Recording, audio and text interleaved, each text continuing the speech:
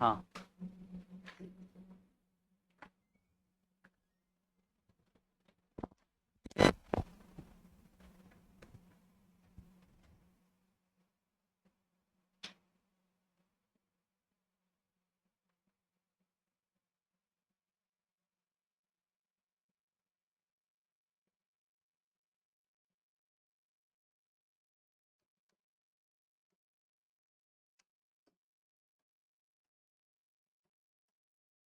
तो स्टार्ट करें। तो हमने स्टार्ट किया है केमिकल काइनेटिक्स चैप्टर, और ये होगा लेक्चर नंबर 2। लेक्चर नंबर 1 में हमने बिल्कुल बेसिक से इंट्रोडक्शन देखा था कि हमें क्या क्या पढ़ना है, आगे किस तरह से टॉपिक को लेके चलना रहेगा। तो ये हमने बस कंटेंट वगैरह देखा था, सिलेबस देखा था, और हम 3 मेजर पार्ट में डिवाइड किए थे सिलेबस को। पहला क्या था, रेट ऑफ रिएक्शन, जो आज हम स्टार्ट करेंगे। दूसरा रेट लॉ एक्सप्रेशन है, ऑर्डर एंड मॉलिक्यूलरिटी है, इंटीग्रेटेड रेट लॉ है जिसके अंदर जीरो ऑर्डर, फर्स्ट ऑर्डर और nth ऑर्डर पढ़ना रहेगा। तो ये सारे हमारे सिलेबस के पार्ट है ना। हमने स्टार्ट किया था केमिकल काइनेटिक्स से। क्या होता है chemical kinetics? Chemical kinetics physics का वो ब्रांच है जहां पर हमको रेट ऑफ रिएक्शन का स्टडी करना है, और रेट ऑफ रिएक्शन को अफेक्ट करने वाले जो मेजर पैरामीटर है, टेम्परेचर है, प्रेशर है, कंसंट्रेशन है, इनका उसके ऊपर अफेक्ट देखना रहेगा। ठीक है, वो किस तरह से रेट ऑफ रिएक्शन को अफेक्ट करते हैं। हमने ये समझा कि कुछ जगह पे ऐसा होता है जहां पर बाकी जो थर्मोडायनेमिक है वो, या कोई और जो हमारा जो एक कॉन्सेप्ट है वो ये बता देगा कि भाई चलो ठीक है, ये प्रोसेस जो है पॉसिबल है, लेकिन केमिकल काइनेटिक्स जो है उस जगह पर उसको डिनाई करता है। जैसे हमने देखा थर्मोडायनेमिक्स के अकॉर्डिंग क्या होता है, जो स्पॉन्टेनियस है वो फिजिबल रहेगा। तो अगर हम बात करें रस्टिंग का, तो rusting of iron spontaneous process है, इसका वोल्टेज कितना होता है, 1.67 वोल्ट होता है। अब ये क्या होगा, अब ये थर्मोडायनेमिक्स के अकॉर्डिंग फिजिबल है, बट अगर हम देखें इसका कुछ यूटिलिटी, तो भाई इसका स्पीड इतना ज्यादा स्लो रहता है कि हमारे लिए रेट ऑफ रिएक्शन निकालने का कोई मतलब नहीं रहता है। तो इस तरह से हमने स्पीड के बेस पे 3 तरीके से डिवाइड किया। पहला क्या था, वेरी फास्ट केमिकल रिएक्शन, जो बहुत ही ज्यादा फास्ट हो। बहुत ज्यादा फास्ट मतलब आयनिक रिएक्शन जो होते हैं जो फ्रैक्शन ऑफ टाइम में खत्म हो जाते हैं, जो फ्रैक्शन ऑफ टाइम में खत्म होते हैं, जैसे 10⁻⁻14 टू 10⁻16, इतने कम टाइम में खत्म हो जाते हैं, इनको हम बोलते हैं आयनिक रिएक्शंस, और ये होते हैं वेरी फास्ट केमिकल रिएक्शन। तो इनके लिए हमको रेट ऑफ रिएक्शन देखने की कोई जरूरत नहीं है। दूसरा हमने देखा, दूसरा हमारे पास क्या है, दूसरा हमारे पास है वेरी स्लो केमिकल रिएक्शन। तो वेरी स्लो मतलब इनको कई महीने और साल भी लग जाते हैं, कई साल भी लग जाते हैं। तो ऐसे रिएक्शन के लिए भी रिएक्शन निकालने, रेट ऑफ रिएक्शन निकालने कोई मतलब नहीं है। जैसे रस्टिंग ऑफ आयरन हो गया। हमारे काम का है ये मॉडरेट स्पीड केमिकल रिएक्शन। इस तरह के स्पीड एक डिफाइंड टाइम में होते हैं। ये ऑल मॉलिक्यूलर रिएक्शंस जो हैं इस तरह के कैटेगरी में आते हैं। जैसे N2+3H2 ये हो जाएगा अमोनिया बनना, या अमोनिया डिकम्पोज होकर के N2+3H2 बन जाए, ये भी इसके अंदर में आ जाएगा। और भी एग्जांपल है, इन्वर्जन ऑफ केन शुगर है, हाइड्रोलिसिस ऑफ स्टार्च है, ये इस तरह के बहुत सारे एग्जांपल आते हैं। तो इन्हीं बारे में हमको पढ़ना रहेगा। फिर हमने दूसरे टाइप में डिवाइड किया टाइप्स ऑफ केमिकल रिएक्शन को। फर्स्ट क्या है, फर्स्ट है एलिमेंट्री या सिंगल स्टेप रिएक्शन। ऐसे रिएक्शन जो एक ही स्टेप में हो जाएंगे, बीच में किसी इंटरमीडिएट कोई जरूरत नहीं रहेगी, ये इस तरह से। और दूसरा होता है कॉम्प्लेक्स या मल्टी स्टेप रिएक्शन कह सकते हैं। ऐसे रिएक्शन जिनके बीच में इंटरमीडिएट आ जाते हैं। अब कितने इंटरमीडिएट आएंगे वो डिपेंड करेगा रिएक्शन पे, लेकिन हम निकाल सकते हैं number of intermediate is equal to number of step -1 करके। ये इस तरह से था। चलो अब हम शुरू करते हैं आज की क्लास में। हमारा पहला टॉपिक होगा आज की क्लास का रेट ऑफ रिएक्शन।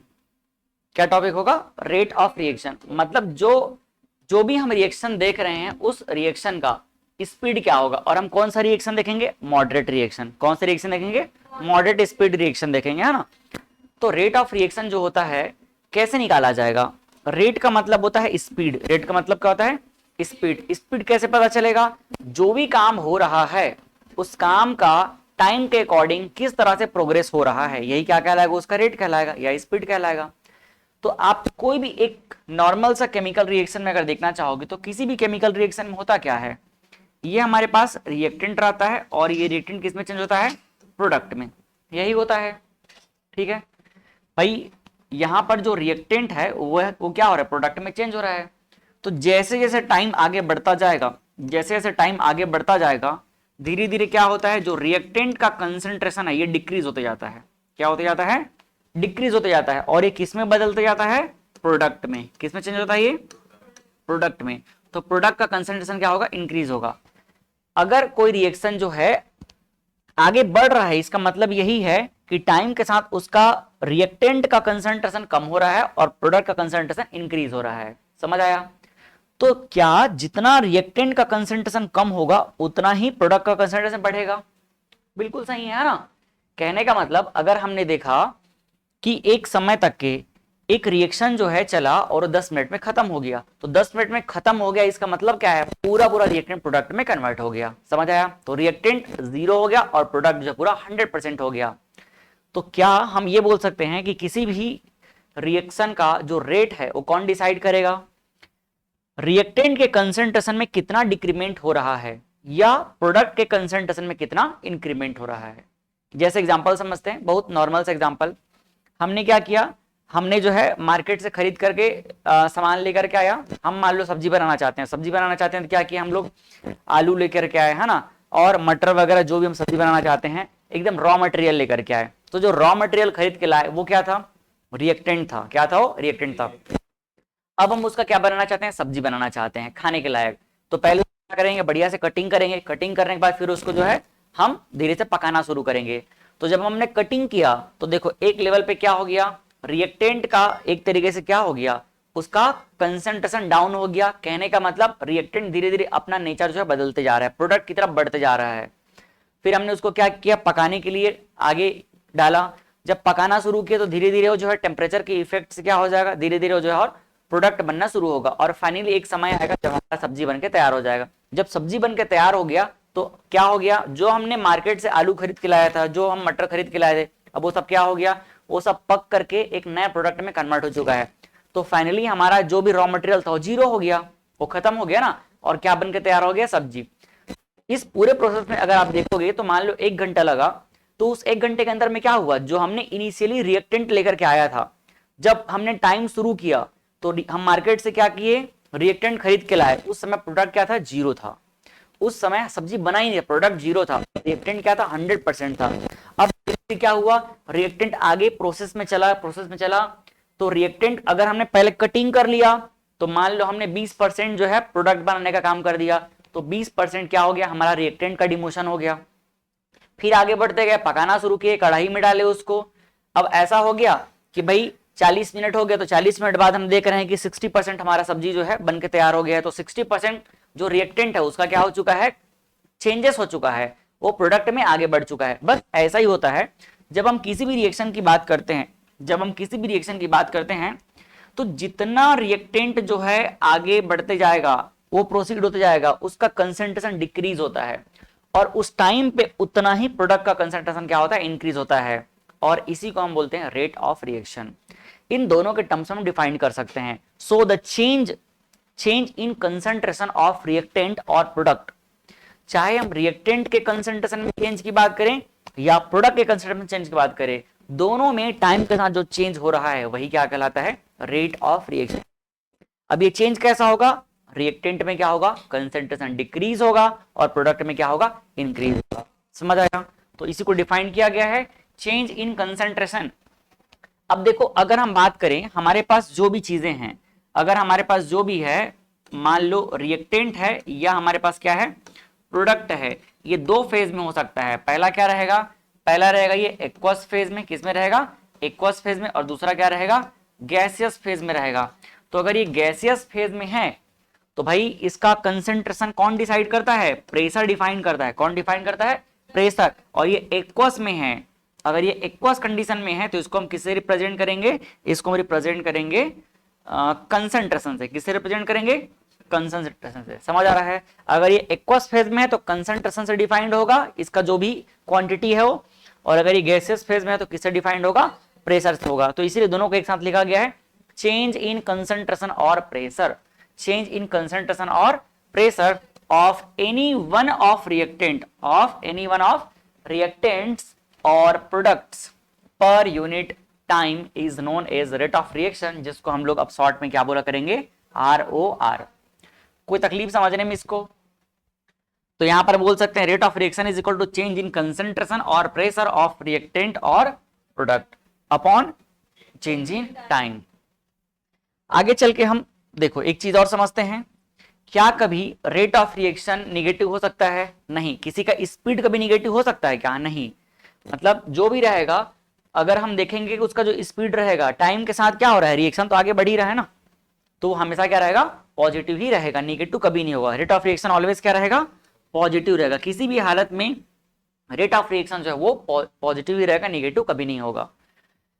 अब हम जब आगे चल के रेट ऑफ रिएक्शन डिफाइन करना देखेंगे तो हम दो तरीके के रेट ऑफ रिएक्शन निकालेंगे। पहला क्या निकालेंगे, एवरेज रेट ऑफ रिएक्शन, जो एक टाइम ड्यूरेशन में होगा, एक फाइनाइट टाइम ड्यूरेशन में होगा। और दूसरा हम क्या निकालते हैं, इंस्टेंटेनियस रेट ऑफ रिएक्शन। अगर हमें किसी एक इंस्टेंट पे निकालना है, किसी एक इंस्टेंट पे निकालना है तो हम क्या बोलेंगे, instantaneous rate of reaction. First है एवरेज और दूसरा क्या है, इंस्टेंटेनियस। तो इंस्टेंटेनियस और एवरेज का कॉन्सेप्ट आप बहुत अच्छे से जानते हो फिजिक्स में, वही चीज अप्लाई होने वाला है। एवरेज जो है एक डिफाइंड टाइम में होगा, 2 मिनट, 5 मिनट, 10 मिनट, है ना, लेकिन एग्जैक्ट दूसरे सेकंड में चाहिए, 5वें सेकंड में चाहिए, तो हमें क्या निकालना पड़ता है, इंस्टेंटेनियस।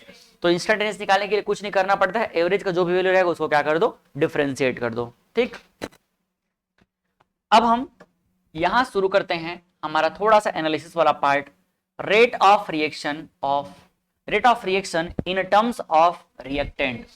हमने ये बात समझा कि रेट ऑफ रिएक्शन को हम किसके टर्म में निकाल सकते हैं, रिएक्टेंट टर्म में और प्रेशर प्रोडक्ट के टर्म पे, क्योंकि कंसंट्रेशन रिएक्टेंट के टर्म में क्या होगा, डिक्रीज होगा, और प्रेशर के टर्म में क्या होगा, इंक्रीज होगा, और दोनों का मतलब क्या है, सेम है। कहने का मतलब जितने देर में पूरा रिएक्टेंट खत्म हो रहा है उतनी ही देर में पूरा प्रोडक्ट बन रहा है, तो ओवरऑल टाइम दोनों में क्या लग रहा है, सेम, तो स्पीड तो दोनों का सेम ही रहेगा क्योंकि दोनों एक ही चीज है। मान लेते हैं कि हमारे पास एक रिएक्टेंट है, ये हमारे पास क्या है, एक रिएक्टेंट है जिसको हम क्या मान के चल रहे हैं, आर मान के चल रहे हैं। ये हमारे पास रिएक्टेंट आर है जो समय के साथ किसमें चेंज हो रहा है, प्रोडक्ट पी में चेंज हो रहा है। ठीक,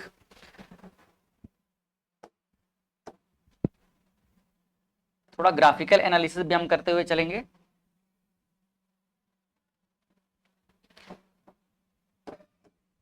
मान लेते हैं कि ये हमारे पास क्या है, ये ग्राफ आपके पास ऑलरेडी है, बट मैं इसलिए बना के बता रहा हूं क्योंकि बना के बताने से थोड़ा सा आपको क्लैरिटी ज्यादा मिलेगी। ये एनसीईआरटी का ग्राफ रहेगा, ठीक है। तो देखो यहां पर हम इसको टाइम का एक्सिस लेके चलेंगे, ये हमारा क्या हो जाएगा, टाइम का एक्सिस हो जाएगा ये, और इस एक्सिस में हम क्या दिखाएंगे, कंसंट्रेशन। क्या दिखाएंगे, कंसंट्रेशन। हम रिएक्टेंट की बात कर रहे हैं तो ये हो जाएगा कंसंट्रेशन ऑफ रिएक्टेंट। पूरा लिखने के बजाय मैं यहाँ पर ब्रैकेट से रिप्रेजेंट कर दिया, कंसंट्रेशन ऑफ रिएक्टेंट को रिप्रेजेंट कर रही है, ठीक है। मान लेते हैं शुरुआत में हम मार्केट से कुछ भी रिएक्टेंट खरीद के लाए तो कंसंट्रेशन कुछ तो रहेगा, तो कितना रहेगा मान लेते हैं, हमने मान लिया कि उसका जो कंसंट्रेशन है यहां पर है कितना, R1। कितना कंसंट्रेशन है, R1 है कंसंट्रेशन, ये देखो, समझ आया। किस टाइम पे, हम किसी एक टाइम T1 पर देखे इसको, कौन से टाइम पे देखे, टाइम T1 पर हमने देखा तो कंसंट्रेशन हमको क्या मिला, T1 मिला, ठीक है। अब आप बताओ समय के साथ इसका जो कंसंट्रेशन है डिक्रीज होगा कि इंक्रीज होगा, कंसंट्रेशन क्या होगा, रिएक्टेंट का कंसंट्रेशन क्या होगा, डिक्रीज। मतलब आपने जो आलू मटर खरीद के लाया है वो धीरे धीरे मरते जाएगा, समझ आ रहा है, वो क्या होते जाएगा, धीरे धीरे सब्जी बनने की तैयारी में रहेगा। तो ये हो जाएगा क्या, हम मान लेते हैं इसको R2, क्या मान लिए, R2। तो हमने ये मान लिया, सॉरी, हमने ये मान लिया कि टाइम T1 पे कंसंट्रेशन क्या था, R1 था, और इसको हम क्या मान लेंगे, टाइम T2 पे मान लेंगे। जब हम इसको आगे चल के एक्सटेंड करेंगे तो ये एक हमको डिक्रीजिंग ग्राफ देगा। कैसा ग्राफ देगा, इस तरह से डिक्रीजिंग ग्राफ देगा। ये बात समझ आया। चलो इस ग्राफ को थोड़ा मैं इधर करता हूं,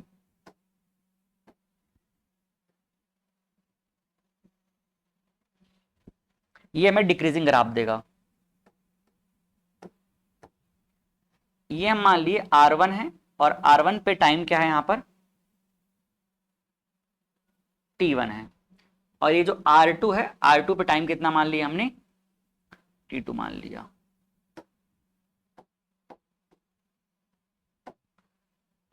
T1 टाइम पे हमने देखा कंसंट्रेशन कितना है, R1 है, और T2 टाइम पे कितना है, ये R2 है।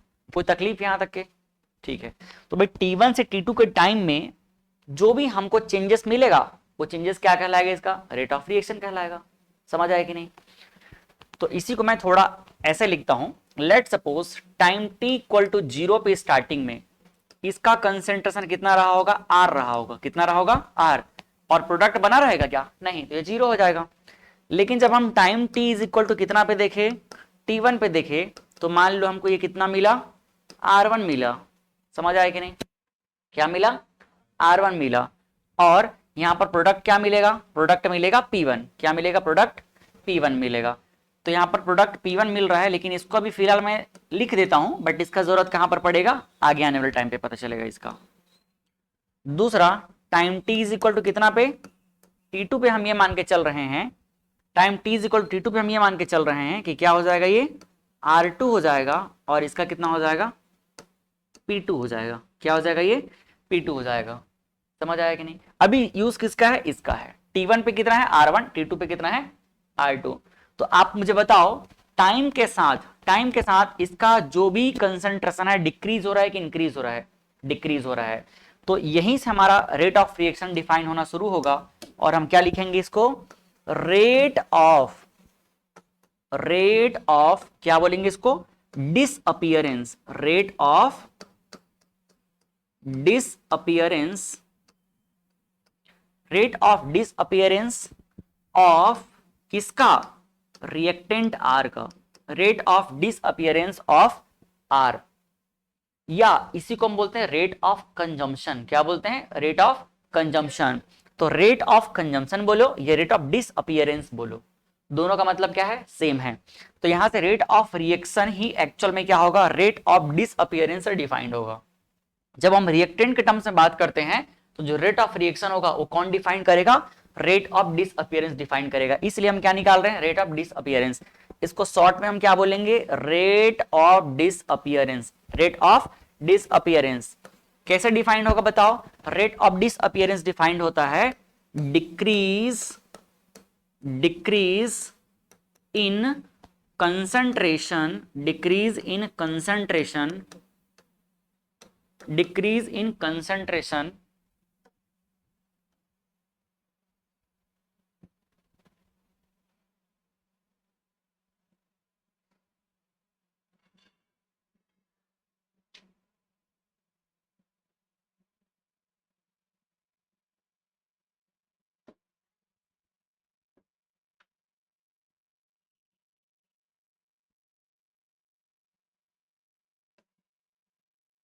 देखो, डिक्रीज इन कंसंट्रेशन ऑफ क्या, reactant, decrease in concentration of reactant R upon क्या हो जाएगा, चेंज इन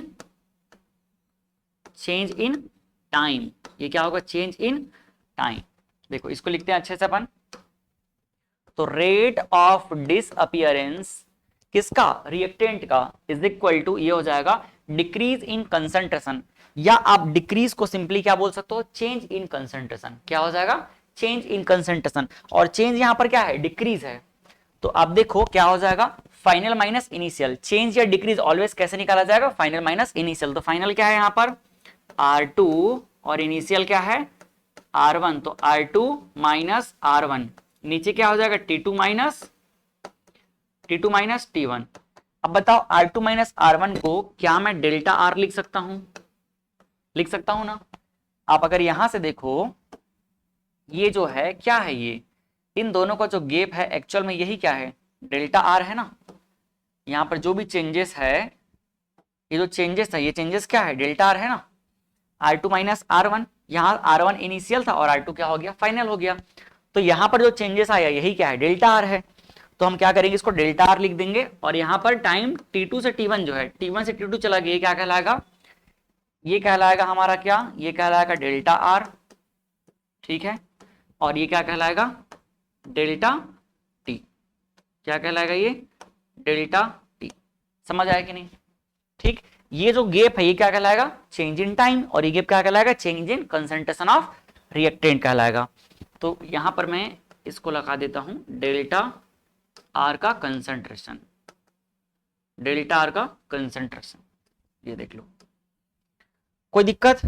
और ये हो जाएगा डेल्टा टी। तो ये है रेट ऑफ डिसअपीयरेंस को लिखने का तरीका। लेकिन एक बात बताओ मुझे, R2 और R1 में कौन बड़ा होगा? R1 कौन बड़ा होगा? तो जब R2 छोटा है, R1 बड़ा है, तो इसको सॉल्व करने पे वैल्यू ऑलवेज क्या मिलेगा? निगेटिव। लेकिन क्या कभी रेट ऑफ रिएक्शन जो है निगेटिव होता है? नहीं। तो उसको बैलेंस करने के लिए हम क्या करेंगे, यहां पर एक निगेटिव साइन लगा देंगे, ये इस तरह से। समझ आया? ये देखो, इसका वैल्यू ऑलवेज क्या होगा? निगेटिव होगा। और उसको हमने बैलेंस करने के लिए, क्यों? डिक्रीजिंग को दिखाना है, तो ये दिखाने के लिए हमने क्या कर दिया? निगेटिव साइन लगा दिया। ये होता है रेट ऑफ डिसअपीयरेंस को लिखने का तरीका।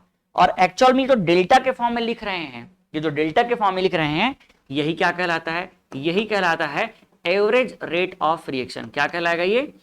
Average rate of reaction. Average rate of reaction, average rate of reaction, जिसको हम लोग किससे रिप्रेजेंट करेंगे? इसको हम रिप्रेजेंट करेंगे आर ए वी से। आर ए वी से। समझ पाए कि नहीं? कोई दिक्कत यहां तक समझने में? ठीक। तो लास्ट हम एक लाइन लिख सकते हैं इधर पे। अब हम लिख सकते हैं क्या? यहां फाइनल लिख सकते हैं rate of reaction is equal to क्या होता है? Rate of disappearance. क्या होता है? Rate of disappearance. और ये कैसे डिफाइंड होता है? ये डिफाइंड होता है माइनस ऑफ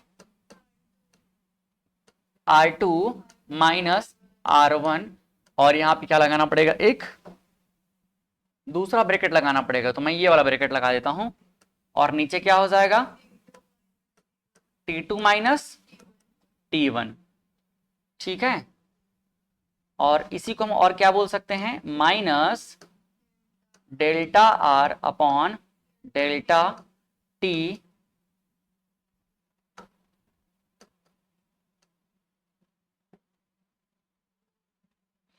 और यही क्या कहलाएगा? आर ए वी कहलाएगा। कोई दिक्कत है? दूसरा हम अगर निकालें इंस्टेंटेनियस रेट ऑफ रिएक्शन, तो क्या हो जाएगा? एंड इंस्टेंटेनियस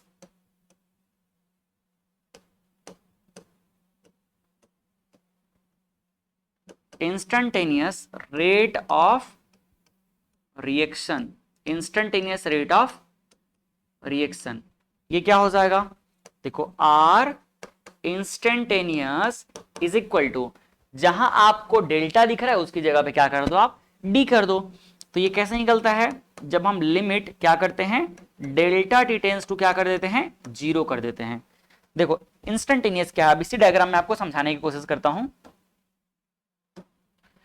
कुछ नहीं करना है, इस स्लोप में किसी भी एक पॉइंट टाइम टी पे आप निकाल लो।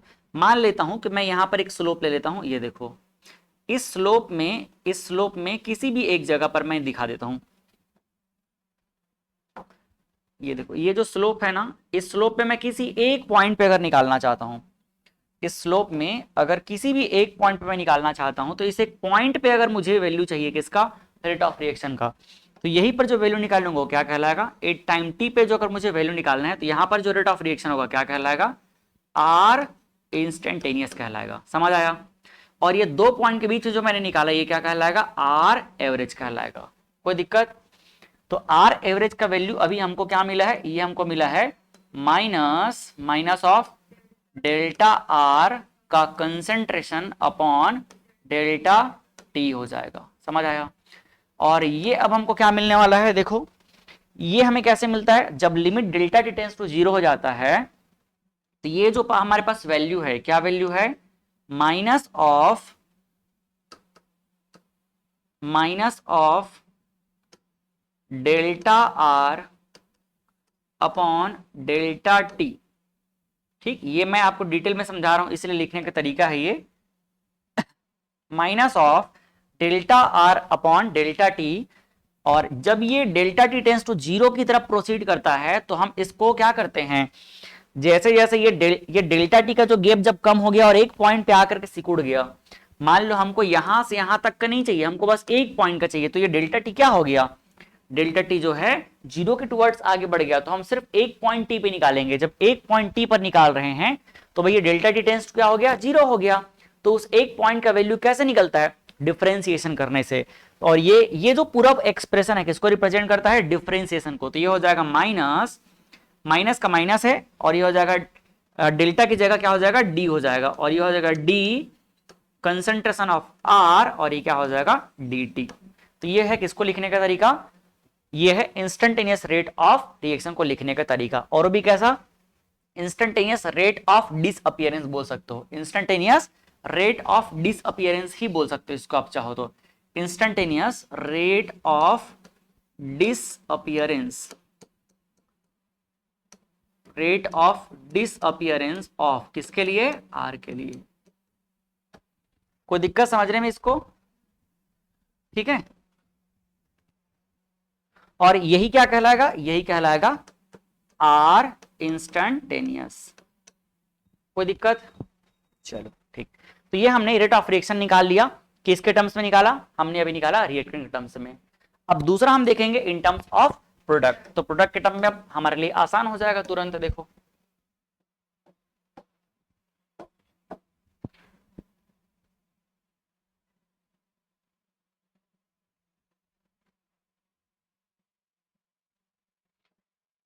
मान लेते हैं यहां पे देखो, ये प्रोडक्ट के कंसंट्रेशन का एक्सिस है, और ये किसका एक्सिस है, टाइम टी का एक्सिस है, ठीक है।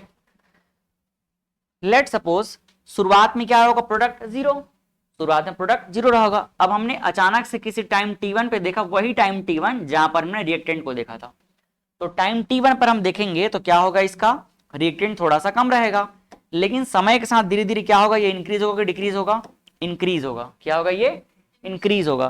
तो जब ये इंक्रीज होगा तो हम इसके ग्राफ को ऐसे करके दिखा सकते हैं, ये देखो समय के साथ इसका ग्राफ क्या होगा, इंक्रीज होगा। पूरा वहीं से ले लेते हैं, एक मिनट सॉरी, थोड़ा मैं उल्टा बना दिया। यहां देखो ये क्या होगा, समय के साथ ऐसे करके धीरे धीरे इंक्रीज होता जाएगा, ये धीरे धीरे ऐसे इंक्रीज होता जाएगा, समझ आया। अब हम मान लेते हैं कि टाइम t1 पे इधर कहीं पर ले लेते हैं क्या, टाइम t1, ये देखो टाइम t1 पे कितना है इसका वैल्यू, टाइम t1 पे हमने मान लिया क्या है, ये p1 है, क्या है ये p1 है। और टाइम t2 इधर पे कहीं ले लेते हैं, टाइम t2 पे कितना है ये, सॉरी सॉरी सॉरी सॉरी,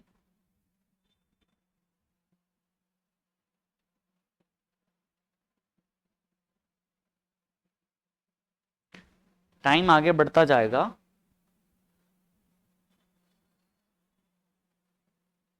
अच्छा ठीक तो है। रिएक्टेंट क्या होगा, रिएक्टेंट कम होगा, प्रोडक्ट क्या होगा, बढ़ते जाएगा। तो ऊपर ही हमको कहीं मिलेगा, तो ये हो जाएगा क्या, P2, ठीक है।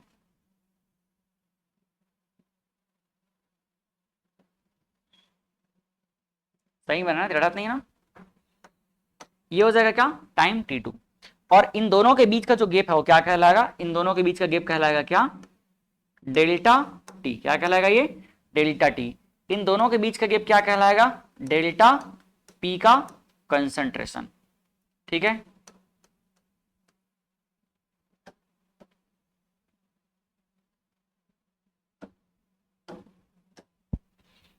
कोई दिक्कत यहां तक चलने में, कोई दिक्कत नहीं है, ठीक।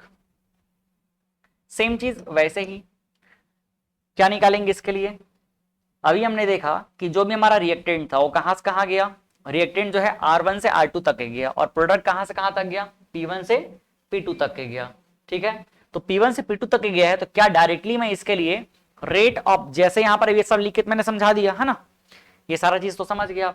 अब डायरेक्टली हम क्या निकालते हैं, रेट ऑफ, जैसे डिसअपियरेंस निकाले हैं वैसे हम क्या करेंगे, रेट ऑफ अपीयरेंस निकालेंगे, किसके लिए, प्रोडक्ट के लिए। तो यहां पर हो जाएगा rate of appearance, rate of appearance of product P। तो rate of appearance of product P ये कैसे निकाला जाएगा, rate of appearance of product P, जिसको हम शॉर्ट में क्या बोलेंगे, आर ओ ए, क्या बोलेंगे, R O A, rate of appearance is equal to, ये होगा, देखो आप चाहो तो चेंज लिख सकते हो, चेंज, और ये चेंज कैसा रहेगा, इंक्रीज वाला, चेंज का मतलब क्या है, इंक्रीज, तो change in concentration, change in concentration of किसका, product, change in concentration of product upon क्या हो जाएगा, change in time, change in time, ठीक, चेंज इसलिए ताकि आपको पता चले कि भाई जो भी है चेंजेस ही है। आप चाहो तो यहां पर भी क्या लिख सकते हो, एक छोटा सा ब्रैकेट यहां पर चेंज लिख सकते हो, क्या लिख सकते हो यहां पर, चेंज, और ब्रैकेट में क्या लिख सकते हो, डिक्रीज। एक मिनट रुको, मैं इसको अच्छे से लिख देता हूं।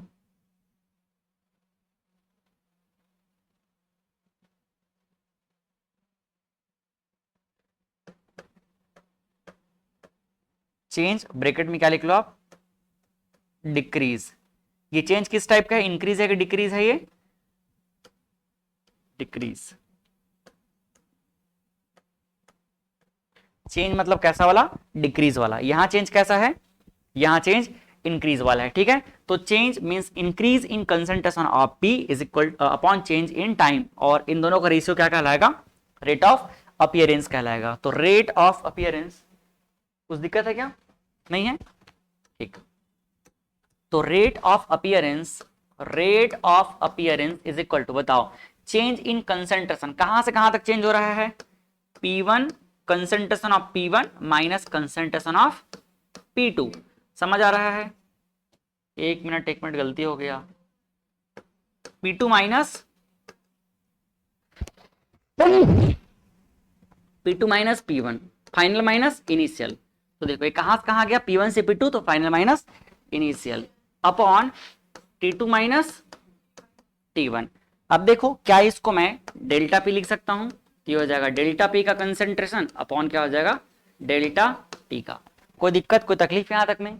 अब इसका वैल्यू क्या होगा, ऑलवेज पॉजिटिव होगा, क्यों, क्योंकि P2 बड़ा है P1 से, तो हमको यहां पर कोई भी साइन मेंटेन करने की जरूरत नहीं है।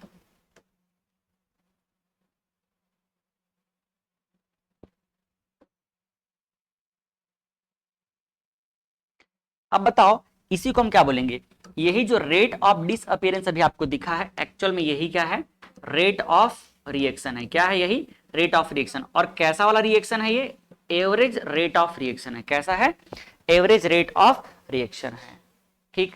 अगर मुझे इसका क्या लिखना है, इंस्टेंटेनियस रेट ऑफ रिएक्शन लिखना है, क्या लिखना है, इंस्टेंटेनियस रेट ऑफ रिएक्शन, तो कुछ नहीं करना है, यहां पर हो जाएगा R instantaneous is equal to, देखो ये हो जाएगा क्या, डी अपॉन डी टी, और यहां पर किसका कंसंट्रेशन हो जाएगा, प्रोडक्ट का हो जाएगा। समझ आया कि नहीं। तो रेट ऑफ, इसको मैं ऐसा लिखता हूं एक बार, instantaneous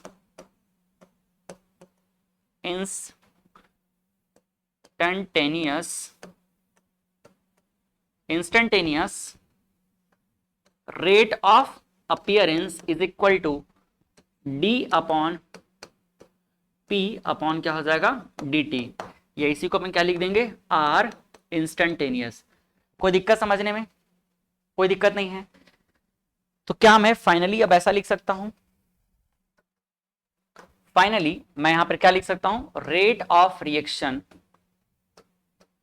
rate of reaction, rate of reaction को देखो फाइनली मैं क्या लिखूंगा, rate of reaction is equal to हो जाएगा रेट ऑफ डिसअपीयरेंस, डिसअपीयरेंस किसका, rate of disappearance of product, rate of disappearance of reactant. तो डिसअपीयरेंस लिख दिया, यहां से आपको समझ आ जाएगा, rate of disappearance of reactant is equal to rate of appearance, या आप चाहो तो ऐसे दिखा सकते हो, रेट ऑफ डिसअपीयरेंस किसका, रिएक्टेंट का, और रेट ऑफ अपीयरेंस प्रोडक्ट का, ठीक है।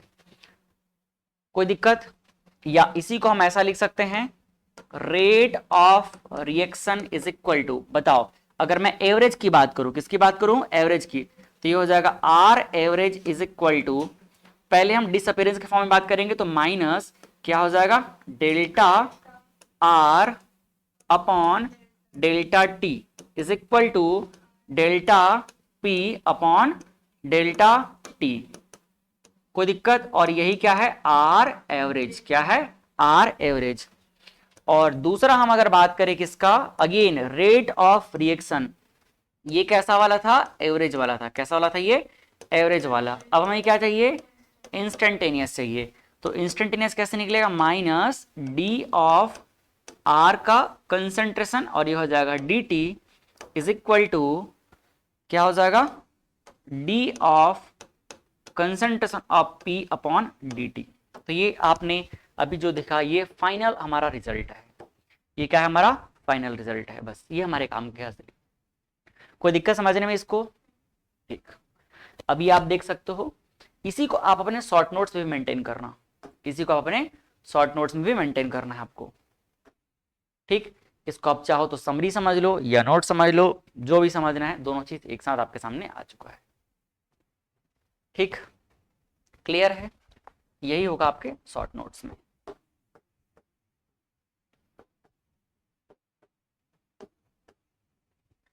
चलें आगे। ये आप डायग्राम देख सकते हो जो मैंने भी बताया, ये वही डायग्राम है। इंस्टेंटेनियस को दिखाने के लिए प्रोडक्ट वाले में आप यहां पर एक स्लोप दिखा सकते हो, फिर वहां से काम बन जाएगा। मान लेते हैं कि हम किसी भी एक पॉइंट पे निकालना चाहते हैं, किसी भी एक पॉइंट पर। लेट सपोज वो हमारा पॉइंट क्या है, ये वाला पॉइंट है। तो इस पॉइंट पे क्या कर देंगे, हम स्लोप दिखा देंगे। क्या दिखा देंगे, स्लोप। क्योंकि इंस्टेंटेनियस किसको रिप्रेजेंट करता है, स्लोप को रिप्रेजेंट करता है। डिफरेंशिएशन किसको रिप्रेजेंट करेगा, स्लोप को रिप्रेजेंट करेगा, है ना। तो ये हो जाएगा स्लोप।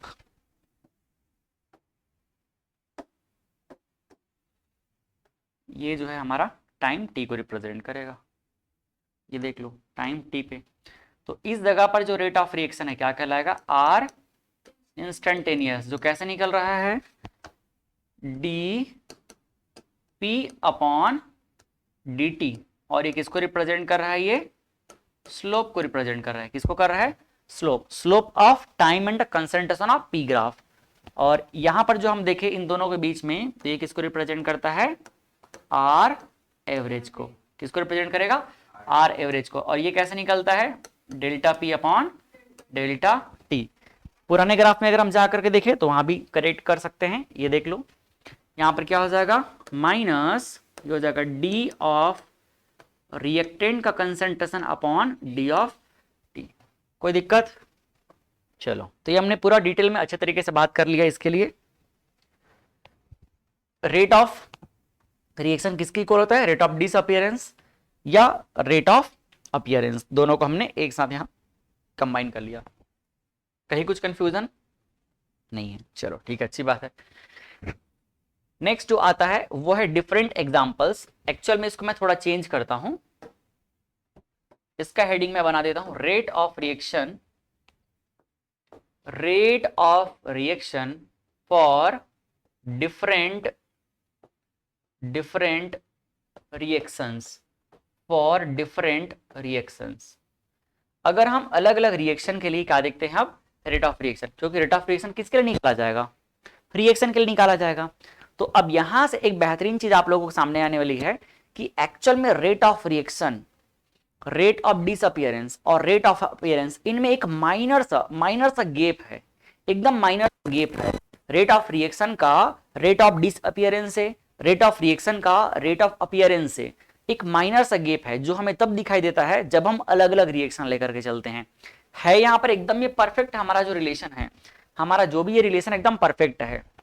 अभी हमने जो रिलेशन देखा, क्या रिलेशन देखा कि हर हालत में रेट ऑफ रिएक्शन जो होगा वो किसके इक्वल होगा, rate of disappearance of reactant की इक्वल होगा। इसको मैं बढ़िया तरीके से लिखता हूं, देखो ये हर हालत में कैसा होगा, ये हर हालत में चाहे जो भी कर लो आप, है ना। एक minute,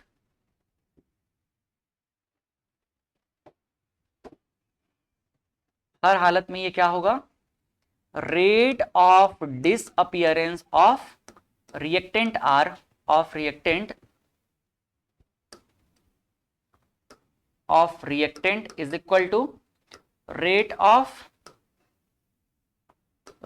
of appearance of appearance of product. Short में लिख दूं क्या चलेगा? Rate of disappearance of reactant is equal to rate of appearance of product. समझ आ रहा है? हर हालत में ये कंडीशन वैलिड रहेगा, हर हालत में।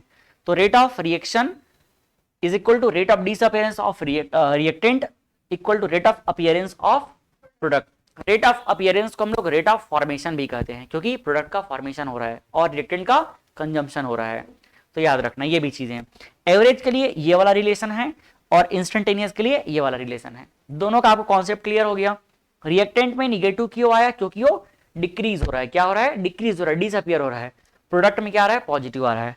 अब हम बात करते हैं अलग अलग रिएक्शन के लिए। देखना, जब हम इसको अलग अलग रिएक्शन के लिए देखते हैं तो पहला एग्जांपल हम लेते हैं कि मान लो हमारे पास एक रिएक्शन है जिसमें रिएक्टेंट ए किसमें चेंज हो रहा है? प्रोडक्ट बी में चेंज हो रहा है। किसमें चेंज हो रहा है?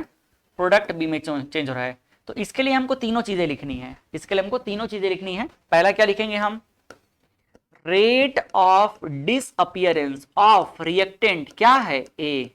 तो कैसे लिखा जाएगा? ये लिखा जाएगा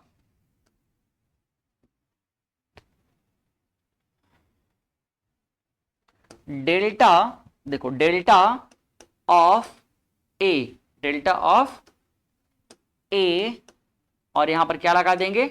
minus sign upon delta of time T. ठीक। दूसरा हम क्या लिखेंगे? दूसरा हम लिखेंगे, इसको थोड़ा सा मैं डिटेल में कर रहा हूं ना, थोड़ा डिटेल में। मान लेते हैं कि टाइम टी इक्वल टू 0 पे इसका कंसंट्रेशन कितना है? शुरुआत में हम ऐसा मान लेते हैं कि रिएक्टेंट है तो इसका कंसंट्रेशन कितना है? R0 है। कितना है? R0 है। ठीक। और इसका कितना है? 0 है। अब टाइम t इक्वल टू जो भी है t सेकंड आया, टाइम t इक्वल टू कितना आ गया? t सेकंड आ गया। और time t equal to t second पे एग्जैक्टली अगर हम देखें तो मान लेते हैं कि इसके 1 स्मॉल डिसअपियर हो गए। कितने डिसअपियर हो गए? 1 स्मॉल डिसअपियर हो गए। तो बताओ यहां पर कितना हो जाएगा? ये हो जाएगा R0 माइनस एक्स। कितना हो जाएगा? R0 minus x. और यहां पर कितना आ जाएगा? x आ जाएगा। कोई दिक्कत यहां तक में? ठीक है। अब यहां देखो, जब हम इसके लिए क्या लिखेंगे? रेट ऑफ रिएक्शन लिखेंगे। रेट ऑफ डिसअपियरेंस और रेट ऑफ अपीयरेंस दोनों लिखना शुरू करेंगे। तो पहला चीज देखते हैं। पहला चीज क्या होगा? Rate of disappearance. किसके लिए? ए के लिए। ये हो जाएगा फाइनल माइनस इनिशियल। तो फाइनल माइनस इनिशियल क्या हो जाएगा? देखो हम जानते हैं क्या होता है? R2 माइनस R1 अपॉन क्या हो जाएगा? मतलब मैं काम करता हूं, फॉर्मूला लिखता हूं डायरेक्टली। डेल्टा क्या हो जाएगा? ये delta R upon delta T, यही होगा ना? ठीक है, चलो इस वैल्यू को अप्लाई करते हैं। तो ये क्या हो जाएगा?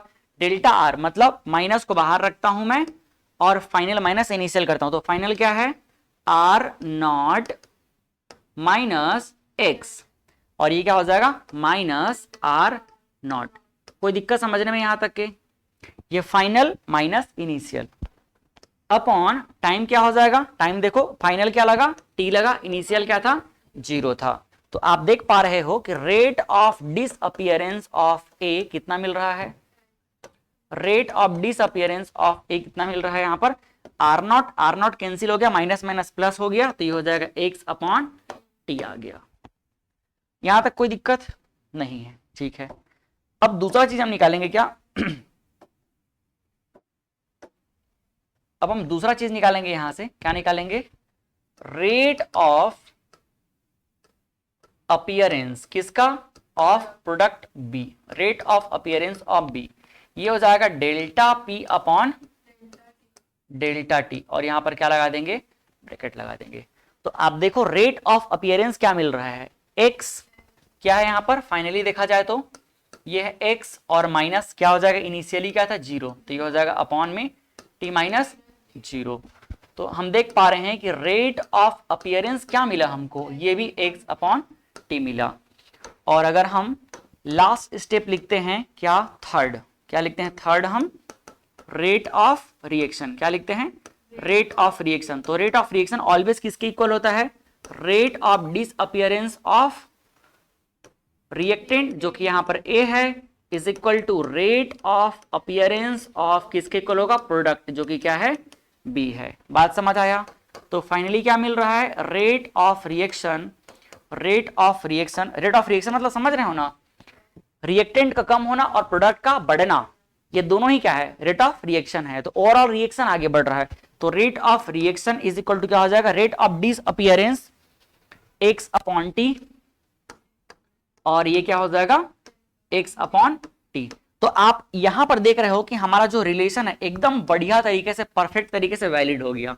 हमने रेट ऑफ रिएक्शन निकाला, रेट ऑफ रिएक्शन निकाला, लेकिन उससे पहले क्या निकाला, rate of disappearance of reactant और रेट ऑफ अपीयरेंस निकाला प्रोडक्ट बी का, और दोनों दोनों देखो हमारे रेट ऑफ रिएक्शन को मैच कर रहा है, दोनों को वैल्यू क्या आ गया, सेम आ गया। लेकिन कमाल अब इसके बाद होगा, ये हमारा एग्जांपल नंबर 1 है। अब हम चलते हैं तुरंत ही कहां पर, एग्जांपल नंबर 2 पर। यही देखते रहना, एक नया कॉन्सेप्ट अभी इंट्रोड्यूस हो जाएगा। अब मैं मान लेता हूं कि हमारे पास जो रिएक्टेंट है वहां पर ए नहीं, अब ये क्या है, 2a है, और जो प्रोडक्ट है इसको भी हम लोग थोड़ा चेंज कर देते हैं, मान लेते हैं क्या है, ये 3b है। बात समझ आया? रिएक्टेंट हमारे पास 2a हो गया और प्रोडक्ट क्या हो गया, 3b हो गया, प्रोडक्ट क्या हो गया, 3b हो गया। तो फिर से वही कहानी, मान लेते हैं कि टाइम t इक्वल टू 0 पे, टाइम t इक्वल टू 0 पे ये कितना रहा होगा, ये रहा होगा R0 रहा होगा, और ये कितना रहा होगा, 0 रहा होगा। ठीक है, तो आप देखो time t equal to T second पे, time t equal to T second पे ये R0 का कितना मोल चला गया, मान लेते हैं x मोल चला गया, तो 1 का x मोल चला जाएगा, तो 2 का कितना चला जाएगा, 2x मोल चला जाएगा, तो बचेगा कितना, R0 माइनस 2x बचेगा। और यहां पर कितना बनेगा, अगर 1 से 1 मोल बन रहा है तो यहां पर 3 से कितना बनेगा, 3 मोल, तो हो जाएगा कितना, 3x बनेगा। क्या यहां तक कोई दिक्कत है, इक्विलिब्रियम बढ़िया से पढ़ के आए हो, कोई कंफ्यूजन नहीं होना चाहिए यहां तक के। ठीक है, अब आप देखो यहां पर हम पहला क्या निकालेंगे, पहला निकालेंगे हम रेट ऑफ, क्या निकालेंगे, रेट ऑफ डिसअपीयरेंस, किसका, rate of disappearance of reactant. तो एक्चुअल में ए ही है ना, ए है कि 2a है, भाई 2 तो उसका क्वांटिटी है, नाम क्या है a, तो रेट ऑफ डिसअपीयरेंस ऑलवेज लिखा जाएगा क्या, minus of delta, delta A का यहां पर कंसेंट्रेशन अपॉन क्या हो जाएगा, डेल्टा टी। यही है रेट ऑफ रिएक्शन, क्या है ये, rate of, sorry rate of disappearance of A है, rate of disappearance of A है।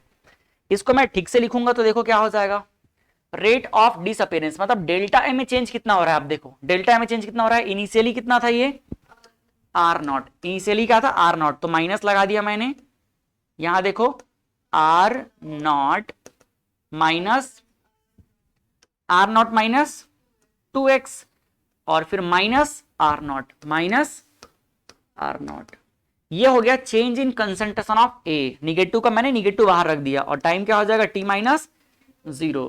तो अब आप देख पा रहे हो कि यहां पर रेट ऑफ डिसअपीयरेंस ऑफ ए, ए जो हमारा rate of disappearance of A है कितना आ रहा है, यहां पर ये कैंसल हो गया,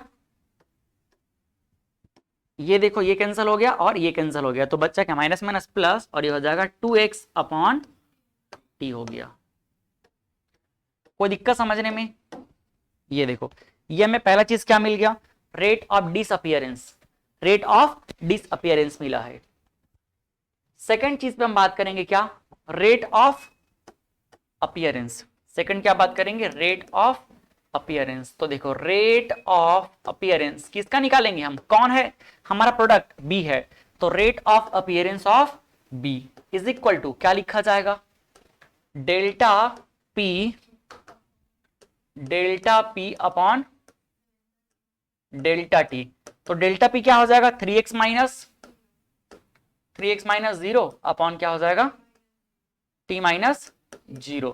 तो अब आप देख पा रहे हो कि रेट ऑफ अपीयरेंस किसका, प्रोडक्ट बी का, प्रोडक्ट बी का। कभी भी 3b नहीं लिखना, कभी भी 2a नहीं लिखना, क्योंकि हम सिर्फ रिएक्टेंट का निकाल रहे हैं, तो रिएक्टेंट एक्चुअल में कौन सा है, a, प्रोडक्ट एक्चुअल में कौन सा है, b। तो रेट ऑफ अपीयरेंस सिर्फ इसी फॉर्मूले से निकाला जाएगा, और रेट ऑफ जो अपीयरेंस है वो भी इसी फॉर्मूले से निकाला जाएगा। बात समझ आ रहा है, माइनस यहां पर अच्छा बी है, सॉरी ये क्या है, ये बी है, मैं इसको बी कर देता हूं, ये कितना हो जाएगा, बी। जैसे यहां देखो, इधर थोड़ी गड़बड़ी हुआ है, गड़बड़ी हुआ है यहां भी, इसको क्या कर दो, बी कर दो, है ना। रेट ऑफ, इसको मैं ए कर दूं क्योंकि रिएक्टेंट है, तो आप जो रिएक्टेंट एक्चुअल में उसी के फॉर्म में ही रखना है इसको। तो डेल्टा ए और ये क्या हो जाएगा, डेल्टा बी। क्लियर है। तो ये देखो यहां पर वैल्यू कितना मिल रहा है हमको, यहां पर वैल्यू मिल रहा है 3x अपॉन टी। समझ आ रहा है। तो रेट ऑफ अपीयरेंस का वैल्यू अलग मिल गया और rate of rate of appearance का वैल्यू अलग मिल गया और रेट ऑफ डिसअपीयरेंस का वैल्यू अलग मिल गया। क्यों मिला, क्योंकि रिएक्टेंट और प्रोडक्ट के अलग अलग क्वांटिटी सामने दिख रहे हैं, अलग अलग कोफिशिएंट दिख रहे हैं। बात समझ आया।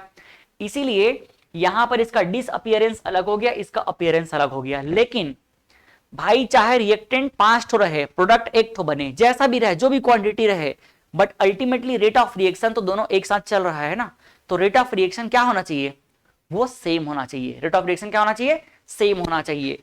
इसीलिए हम क्या लिखते हैं, इसीलिए थर्ड हम लिखते हैं rate of reaction is equal to rate of क्या होगा, rate of disappearance of A is equal to क्या हो जाएगा, rate of appearance of B. ये एक होना ही चाहिए किसी भी कंडीशन में। जितना रिएक्टेंट डिसअपीयर होगा उतना ही प्रोडक्ट बनना चाहिए। अब मैं अगर इसको ऐसा लिखता हूं तो देखो क्या होगा, rate of reaction is equal to, मैंने रेट ऑफ डिसअपीयरेंस को जैसे ही लिखा, क्या लिखा मैंने, 2x upon T, 2x upon T. और यहां देखो जब rate of appearance of B को मैंने लिखा क्या, 3x अपॉन टी। अब मुझे बताओ क्या ये दोनों आपको इक्वल दिख रहा है, नहीं दिख रहा है। समझ आया। एक्चुअल में कितना मोल जाकर के डिसोसिएट होते गया है, 1 मोल से 1 मोल बना है। समझ आ रहा है। तो एक्चुअल में पर टाइम टी में चेंजेस कितना हुआ है, पर टाइम टी में चेंजेस जो हुआ है ना, वो कुछ इस तरह से है। एक्चुअल में पर टाइम टी में जो चेंजेस हुआ है वो है x अपॉन टी। क्या है ये, x अपॉन टी है। बात समझ आ रहा है। जो टाइम टी सेकंड में चेंजेस दिखा है एक्चुअल में वो कितना है, 1 मोल में x मोल हुआ है। लेकिन यहां पर इसका 2 मोल था, इसीलिए देखो ये 2 आ गया। यहां पर कितना था, 3, इसलिए आ गया 3 आ गया। लेकिन एक्चुअल में रिएक्शन में कितना हुआ है, रिएक्शन में तो x हुआ है ना। तो जब हम देख रहे हैं इन दोनों के टर्म्स में, देखो इसका वैल्यू वेरी कर रहा है। ये वैल्यू वेरी इसीलिए कर रहा है क्योंकि यहां पर इनका कोफिशिएंट अलग अलग है। तो जब कोफिशिएंट अलग हो तो हमें इसको बैलेंस करना पड़ेगा। तो इसको जब हम बैलेंस करेंगे तो क्या हो जाएगा, आप सोचो इसमें कितना एक्स्ट्रा हो चुका है, ये 2 एक्स्ट्रा हो चुका है। इसीलिए हम क्या करेंगे, इसीलिए हम इसमें 2 का डिवाइड कर देंगे। क्या कर देंगे, इसको 1/2 से डिवाइड कर देंगे। बात समझ आया। यहां पर देखो क्या एक्स्ट्रा हो गया है, यहां पर 3 एक्स्ट्रा हो गया है। क्या हो गया है यहां पर, 3 एक्स्ट्रा दिख रहा है, 3 एक्स्ट्रा। तो यहां पर क्या कर देंगे, इसको हम लोग 3 से डिवाइड कर देंगे। बात समझ आया कि नहीं। इसको हमने 2 से डिवाइड कर दिया और इसको हमने 3 से डिवाइड कर दिया। अब ये हमको क्या मिल रहा है, अब ये देखो परफेक्ट मिल रहा है क्या, x अपॉन टी। समझ आया। तो एक्चुअल में जब कोफिशिएंट सामने नहीं था तब हमको कुछ समझ नहीं आ रहा था, कॉन्सेप्ट एकदम क्लियर लग रहा था। लेकिन जब कोफिशिएंट बदला तो हमको इसकी रियलिटी सामने दिखी कि रेट ऑफ डिसअपीयरेंस और रेट ऑफ अपीयरेंस जो है तब इक्वल होगा जब हम उसके कोफिशिएंट को डिवाइड करेंगे। बात समझ आया। तो यहां से मैं क्या लिख सकता हूं, यहां से इसको मैं ऐसा लिख सकता हूं, rate of reaction is equal to हो जाएगा 1/2। क्या होगा, 1/2 और ये कितना हो जाएगा, rate of disappearance equal to 1/3 और ये क्या हो जाएगा, रेट ऑफ अपीयरेंस।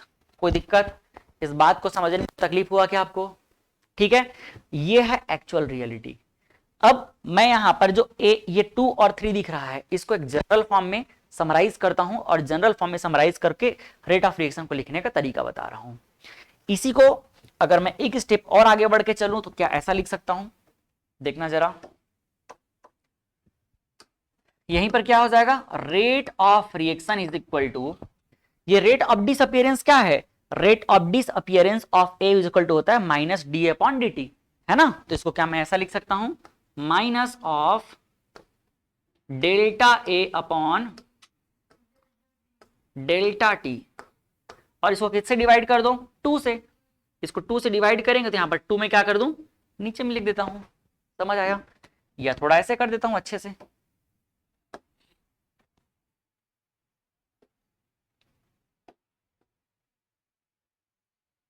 थोड़ा इसको आगे खिसका देता हूं।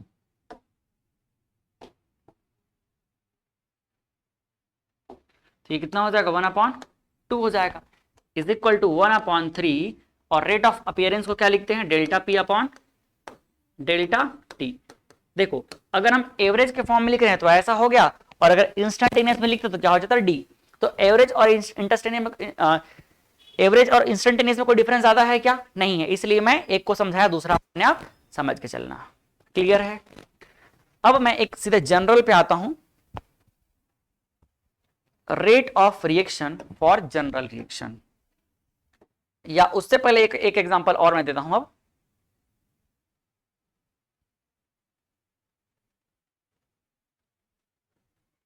टू थ्री टी, ठीक है। यहां पर एक एग्जांपल और देख लेते हैं हम लोग, चलो।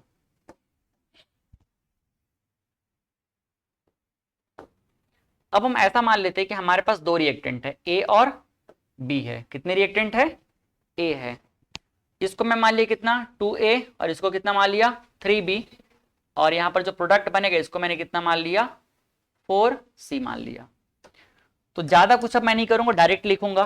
पहला क्या निकालेंगे हम, rate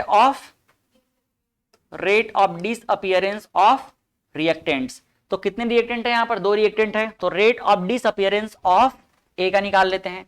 rate of disappearance of ए कितना हो जाएगा, देखो, delta A upon delta T, और यहां पर क्या लगा दो, माइनस। कोई दिक्कत समझने में? दूसरा देखो, दूसरा क्या हो जाएगा, rate of disappearance of B कितना निकल जाएगा इसका, माइनस का माइनस, डेल्टा बी का कंसंट्रेशन अपॉन क्या हो जाएगा, डेल्टा टी हो जाएगा। ठीक है।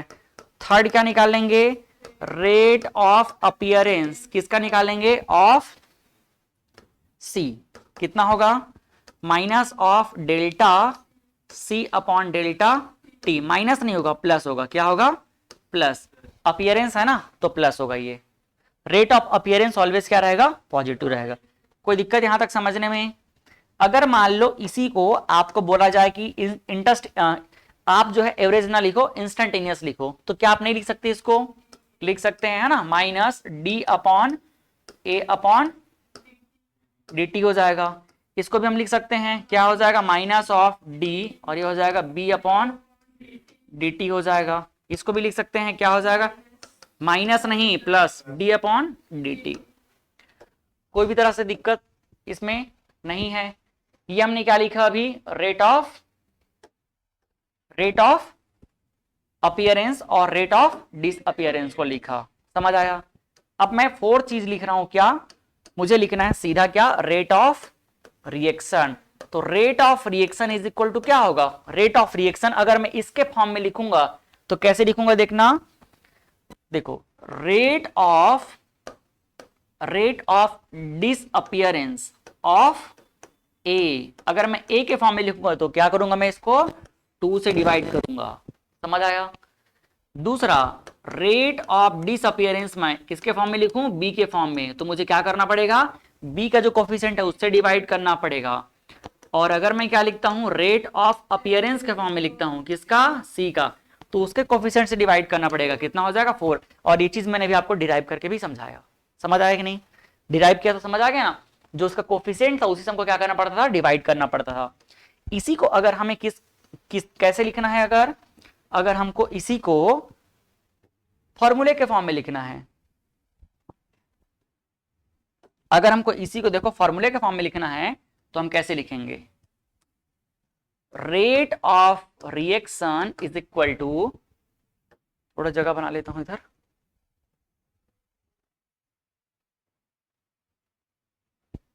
Rate of reaction equal to क्या हो जाएगा, देखो, rate of disappearance of A को हम क्या लिखते हैं, इसको लिखते हैं माइनस ऑफ डेल्टा, पहले मैं 2 से डिवाइड कर दूं, 1/2, और यहां पर क्या हो जाएगा, माइनस ऑफ डेल्टा ए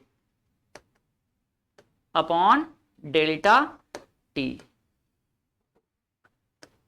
ये देखो, इज इक्वल टू क्या हो जाएगा, यहां पर 1/3 हम किसके फॉर्म में लिख रहे हैं, बी के फॉर्म में, तो यहां पर कितना हो जाएगा, minus of delta B upon delta T is equal to क्या हो जाएगा, 1/4 और ये हो जाएगा delta C upon delta T. कोई दिक्कत किसी भी तरह से इसमें? ठीक, तो ये था हमारा क्या, रेट ऑफ रिएक्शन को लिखने का तरीका। ठीक, क्या इसको डी के फॉर्म में लिख सकते हैं हम लोग? लिख सकते हैं। अगर मैं इसी को और लिखना चाहूं, और करके देखो यहां पर, अगर मैं इसी रेट ऑफ रिएक्शन को और क्या लिखना चाहूं, अगर मैं डी के फॉर्म में लिखना चाहूंगा तो लिख सकता हूं। कैसे लिखूंगा, ए के फॉर्म में 1/2 और यहां पर क्या हो जाएगा, minus of D A upon D T equal to, अगर मैं इसको बी के फॉर्म में लिखना चाहूंगा तो बी के फॉर्म में क्या हो जाएगा, हाँ 1/3 और क्या हो जाएगा ये, माइनस ऑफ डेल्टा, अच्छा सॉरी डी के फॉर्म में लिखेंगे है ना, तो क्या हो जाएगा, minus of dB upon dt। ठीक है, और थर्ड हम किसके फॉर्म लिखेंगे, सी के फॉर्म में, तो ये हो जाएगा 1/4 dc अपॉन dt। क्या अब इसमें कोई दिक्कत है आपको? आसान लग रहा है? बस इसी पे हमको आगे चल के न्यूमेरिकल क्वेश्चन सॉल्व करना रहेगा। ठीक है,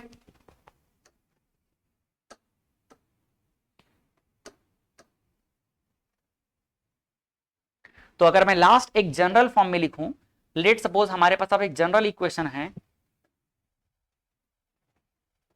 अगर हमारे पास एक जनरल इक्वेशन है, मान लेते हैं कि ए का कितना है, ए कोफिशिएंट है, ये है बी का कितना कोफिशिएंट है, बी है, और ये दोनों क्या बना रहे हैं, सी, और सी का कोफिशिएंट हम लोग स्मॉल सी ले लिए, और ये हो जाएगा डी का क्या हो जाएगा, कैपिटल डी।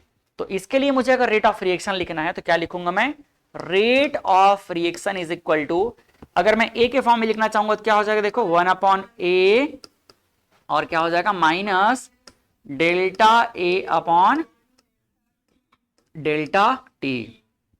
अगर मैं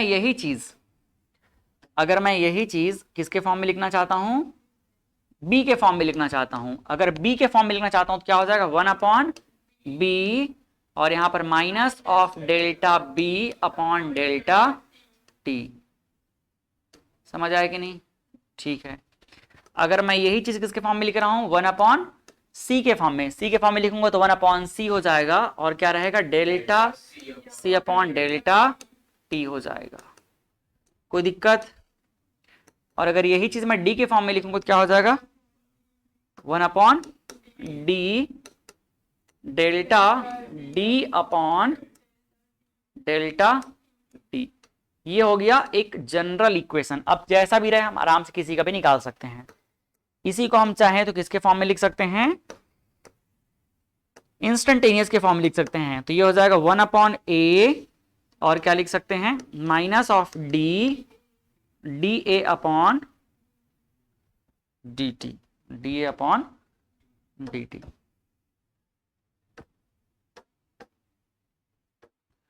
D A upon D T. दूसरा बी से लिखेंगे तो क्या हो जाएगा, 1/b और minus of D B upon D T हो जाएगा।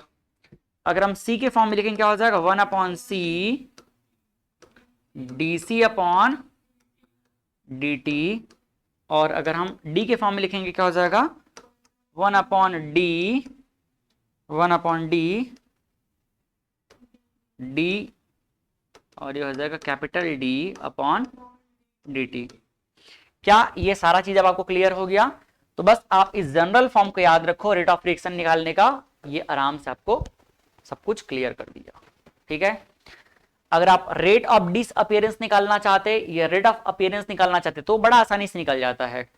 अगर यहीं पे आप सिर्फ क्या निकालना चाहते, रेट ऑफ डिसअपीयरेंस निकालना चाहते, तो देखो क्या होता है, रेट ऑफ डिसअपीयरेंस अगर ए का निकालते तो क्या होता, ए का क्या हो जाएगा, minus of delta A upon delta T, और अगर बी का निकालोगे तो क्या हो जाएगा,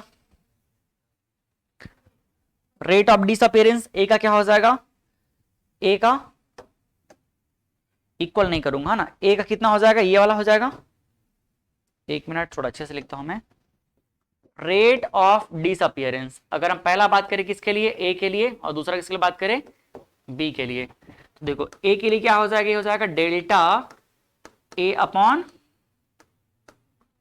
डेल्टा टी हो जाएगा, निगेटिव साइन सामने लगा दिए। अगर बी के लिए निकालेंगे तो क्या हो जाएगा, delta B upon delta T, सामने क्या लगा देंगे, माइनस साइन लगा देंगे, ठीक, सामने माइनस साइन लगा दिए। अगर हम क्या निकालना चाहें, rate of appearance, rate of appearance, तो ये किसके लिए होगा, पहले सी के लिए और दूसरा डी के लिए। तो देखो सी के लिए क्या होता है, delta C upon delta T, और ये डी के लिए कितना हो जाएगा, delta D upon delta T, ठीक। तो रेट ऑफ अपीयरेंस और डिसअपीयरेंस को निकालने का तरीका ये होता है, बट रेट ऑफ रिएक्शन निकालने का तरीका ये वाला होता है। समझ पाए कि नहीं, तो ये हमारा पूरा खत्म हो गया, कंप्लीट। थोड़ा इसको ठीक लिख देता हूं मैं, ज्यादा कंजस्टेड हो गया है ये, delta C upon delta T, और डी के लिए हो जाएगा delta D upon delta T. Clear है। चलो अब अगले क्लास में हम क्या करेंगे, अगले क्लास में हम इसका यूनिट देखेंगे, और साथ में हम क्या करेंगे, यूनिट देखेंगे और साथ में कुछ क्वेश्चन सॉल्व करेंगे। तो इस लेक्चर को हम लोग यहीं पर फिनिश करते हैं।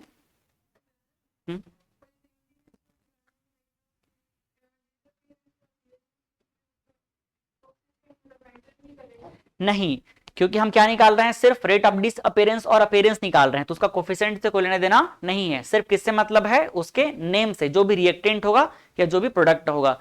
बट जब हम रेट ऑफ रिएक्शन कंप्लीट निकालते हैं तब ये मैटर करता है कि उसमें रिएक्टेंट कितना है और प्रोडक्ट कितना है। तो सिर्फ रेट ऑफ रिएक्शन लिखने के टाइम पे हम कोफिशिएंट का यूज करेंगे। समझ आया, ठीक।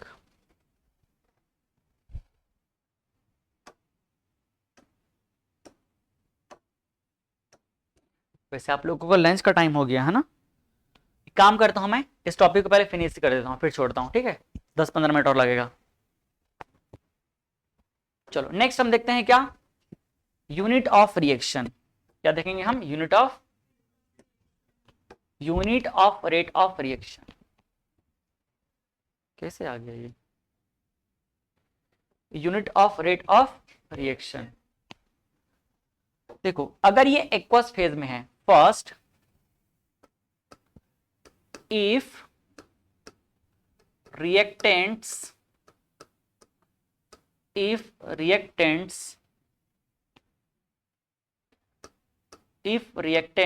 and products are in कौन से फेज में, एक्वस फेज में है। अगर ये एक्वस फेज में है, अगर ये एक्वस फेज में है तो क्या होगा, सिंपल सा बात है, अगर ये एक्वस फेज में है तो rate of reaction is equal to होता क्या है, rate of reaction is equal to होता है चेंज इन कंसंट्रेशन। मान लेते हैं हम रिएक्टेंट के फॉर्म में लिखेंगे तो ये क्या हो जाएगा, minus of delta R upon क्या हो जाएगा, डेल्टा टी, या प्रोडक्ट को मैं लिखूंगा तो क्या लिख सकता हूं, delta P upon delta T, यही होगा ना। तो आप बताओ कि ये जो डेल्टा पी बोलो या डेल्टा आर बोलो तो कंसंट्रेशन है, और कंसंट्रेशन का यूनिट क्या होता है, कंसंट्रेशन का यूनिट होता है मोल पर लीटर। क्या होता है, मोल पर लीटर। और नीचे क्या है, टाइम, टाइम का यूनिट क्या होता है, सेकंड। तो यहां पर रेट ऑफ रिएक्शन का यूनिट क्या हो जाएगा, रेट ऑफ रिएक्शन का यूनिट आ गया मोल पर लीटर, मोल पर लीटर अपॉन सेकंड, या फिर आप मोल पर लीटर को क्या बोल सकते हो, मोलर। क्या बोल सकते हो, तो मोलर अपॉन सेकेंड हो जाएगा। ये कब के केस में है? जब हमारा रिएक्टेंट और प्रोडक्ट कौन से फेज में है? एक्वस फेज में है। समझ आया?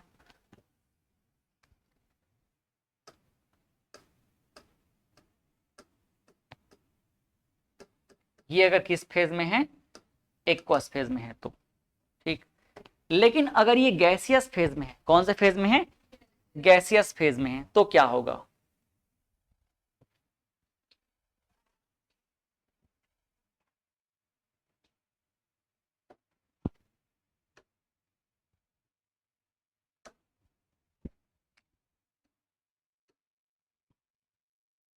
सेकंड है इफ reactants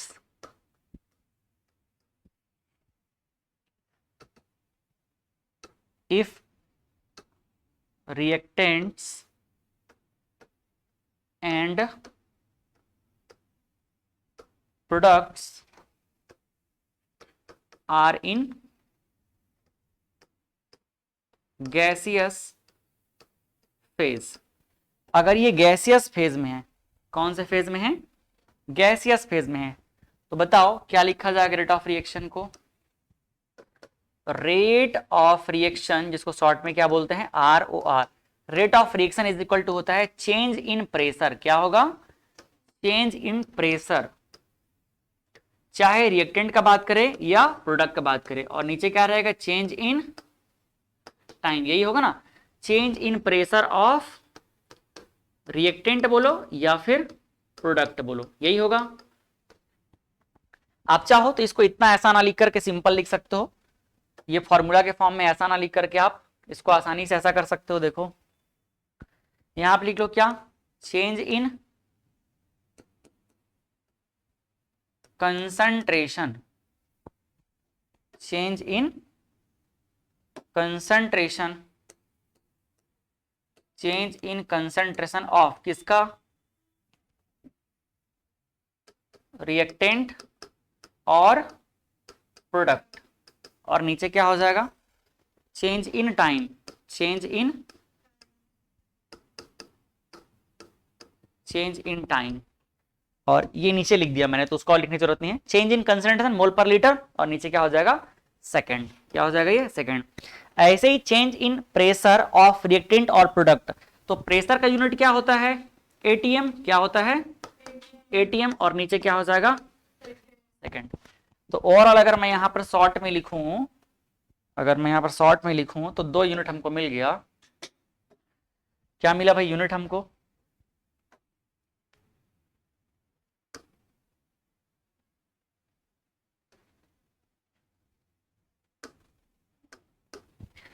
देखो रेट ऑफ रिएक्शन का जो यूनिट है, एक हमको क्या मिल गया? अगर एक्वस फेज में है तो मिला मोल पर लीटर, मोल पर लीटर या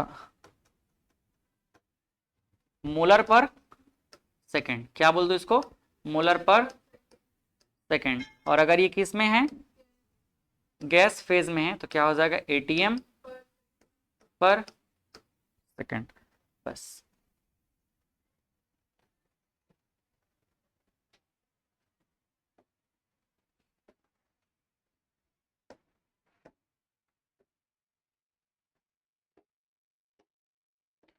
ठीक, कोई दिक्कत समझने में? तो ये यूनिट पता चल गया, मोल पर लीटर पर सेकंड और ATM पर सेकंड। तो क्वेश्चन शुरू होता है हमारे पास, ये फर्स्ट क्वेश्चन। इससे पहले तो नहीं था ना एक भी? तो ये क्वेश्चन नंबर 1। बताओ क्वेश्चन 1 क्या बोल रहा है? पढ़ो क्वेश्चन 1 को।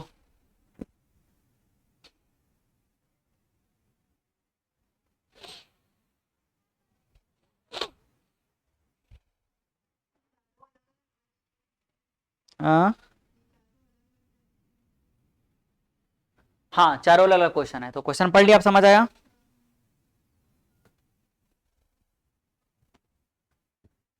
चलो देखो, हमारे पास एक रिएक्शन है जिसमें H2 और O2 मिलकर क्या बना रहे हैं? वाटर बना रहे हैं। H2 को यहाँ पर 2 मोल लिया गया है और वाटर कितना बन रहा है, 2 मोल बन रहा है, ठीक है। If concentration of O2 changes from 10 M2, molar मतलब कैपिटल M को मोलर बोलते हैं ना, तो 10 M2 कितना हो गया है, 2M। तो देखो रिएक्टेंट क्या हो गया, O2 डिक्रीज हो गया ना, कितने सेकंड में, इन 10 सेकंड में। तो व्हाट विल बी, पहला rate of disappearance of O2, तो यही शुरू करते हैं हम लोग, ए क्या निकालेंगे, rate of disappearance of O2। अच्छा यहाँ पर रेट ऑफ रिएक्शन सब कुछ निकालना है, तो मैं काम करता हूं, पहले आप लोगों को रिलेशन बताता हूं, है ना। आप बताओ rate of reaction equal to क्या होगा, अगर मैं इसके फॉर्म में लिखूंगा तो क्या हो जाएगा, इसके फॉर्म में क्या हो जाएगा, 1/2। तो देखो यहां पर, और एक बात बताओ मेरे को, इन 10 सेकंड बोला है तो इंस्टेंटेनियस होगा कि एवरेज होगा, इन 10 सेकंड मतलब एग्जैक्टली क्या बोल रहे हो, 10 सेकंड में ही निकाल के बताओ। तो हम लोग इंस्टेंटेनियस भी बोल सकते हैं, नहीं एवरेज है क्योंकि दो बार अलग चेंज दे रहे हैं, तो एवरेज निकाल लेंगे, है ना। तो क्या हो जाएगा यहाँ पर देखो 1/2, क्या हो जाएगा 1/2, और इधर पर क्या हो जाएगा माइनस डेल्टा ए H2 है क्या, delta minus of delta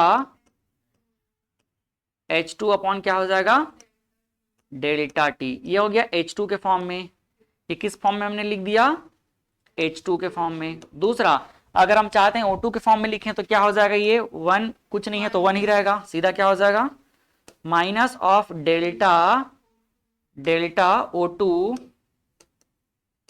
minus of delta O2 और क्या हो जाएगा ये डेल्टा टी। अगर हम वाटर के फॉर्म में लिखना चाहेंगे तो क्या हो जाएगा ये 1/2 और क्या हो जाएगा delta of delta H2O delta H2O upon delta T. कोई दिक्कत यहां तक समझने में नहीं है। चलो पहला चीज अब देखते हैं, फर्स्ट ए निकाल लेते हैं। ए कैसे निकलेगा, रेट ऑफ डिसअपियरेंस, तो शॉर्ट में क्या लिखूंगा मैं, ROD ऑफ किसका, rate of disappearance of O2 कैसे निकाला जाएगा,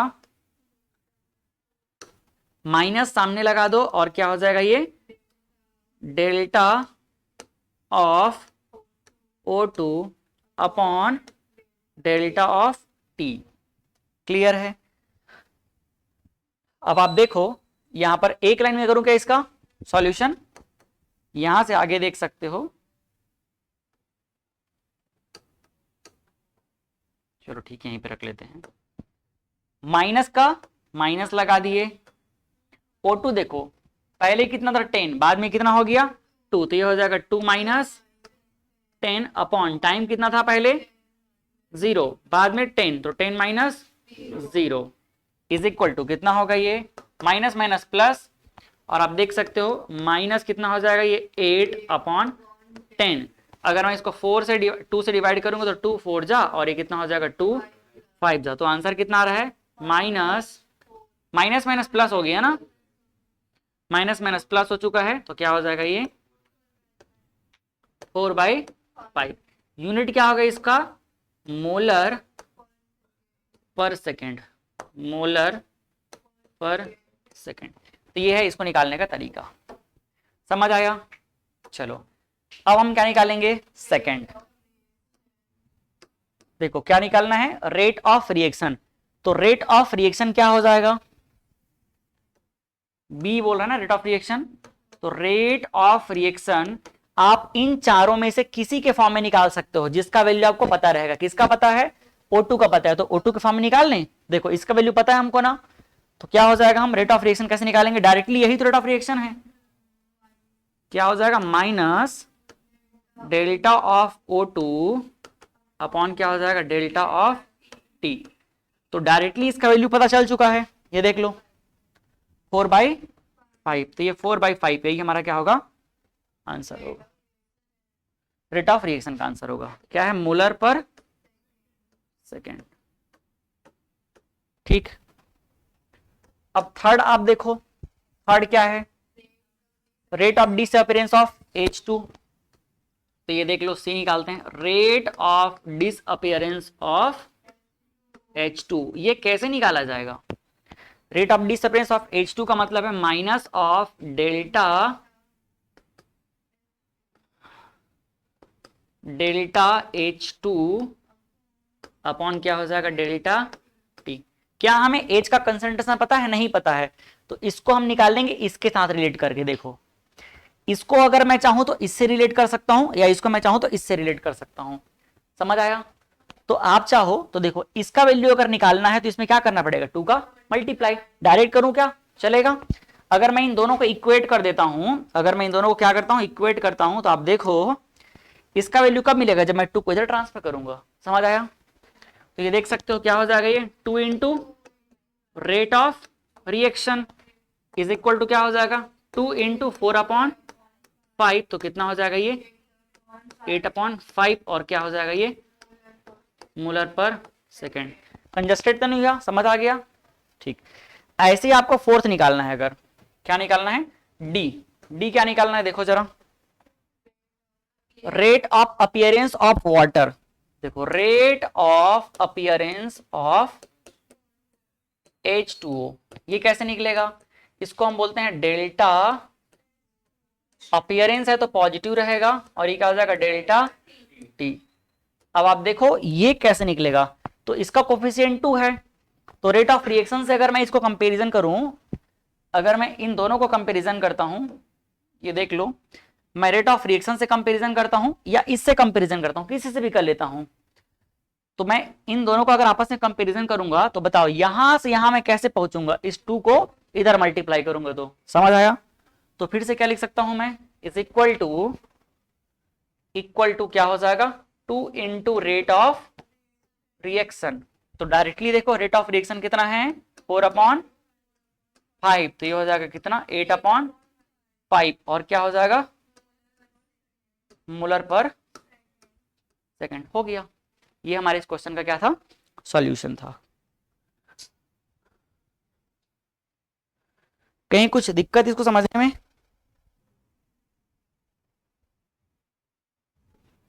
अरे यार एक तो हमने बड़ा समस्या कर दिया है। नहीं नहीं ठीक है, वैसे बटे के फॉर्म में कोई दिक्कत नहीं है, आप डेसिमल में भी इस आंसर को ला सकते हो, कोई दिक्कत नहीं है, चलेगा, सही है। बाकी देखो अब ये सब आप लोग बना लोगे क्या, खुद से ट्राई करना, होमवर्क है अब ये।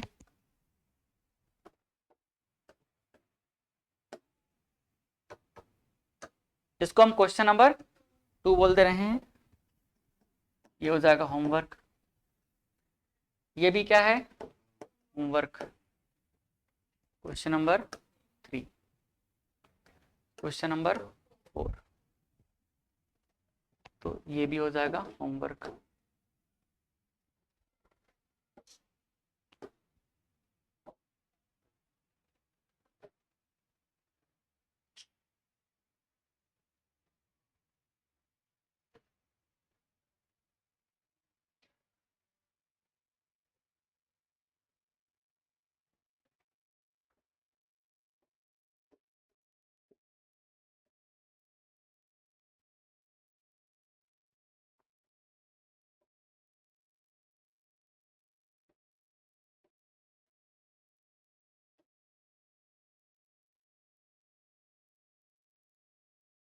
क्वेश्चन नंबर 5, क्वेश्चन नंबर 6, 7,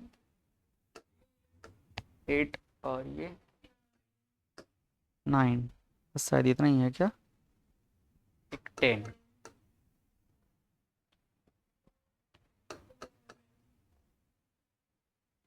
चलो इतना ही है ना। लास्ट क्वेश्चन क्या है, कंसीडर। ठीक, तो इसको आप लोग ट्राई कर लेना, फिर अगले लेक्चर में हम इसको सॉल्व करेंगे। Thank you, bye bye.